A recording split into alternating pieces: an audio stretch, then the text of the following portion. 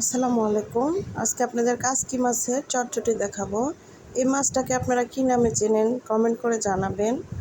আলু কুচায় নিয়েছি কিছুটা, পেঁয়াজ কাঁচামরিচ, কিছু গুঁড়া মশলা নিয়েছি। এবার কড়াইয়ের মধ্যে আলুগুলো দিয়ে নেব। এবার পেঁয়াজ এবং কাঁচামরিচ দেব, গুঁড়া মশলাগুলো দিয়ে দেব, দিয়ে ভালোভাবে হাত দিয়ে মেখে নিতে হবে। এই কাজটা এমনভাবে করতে হবে যেন অর্ধেক রান্না এখানে হয়ে যায়। আমি এভাবেই তৈরি করি। এবার মাছগুলো দিয়ে নিব। এখন এখানে 4 টেবিল চামচ সয়াবিন তেল দিয়ে নিলাম, দিয়ে ভালোভাবে মেখে নিতে হবে।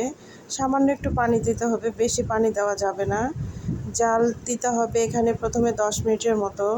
জাল দিলে দেখবেন পানিটা অনেকটা শুকিয়ে এসেছে। ও ভালো কথা, এখানে কিন্তু মাঝারি হিটে রান্নাটা করতে হবে, আবার লাস্টের দিকে গিয়ে লো হিটে রান্না করতে হবে। দেখুন একদম তৈরি আমার কাসকি মাছের চটচটি।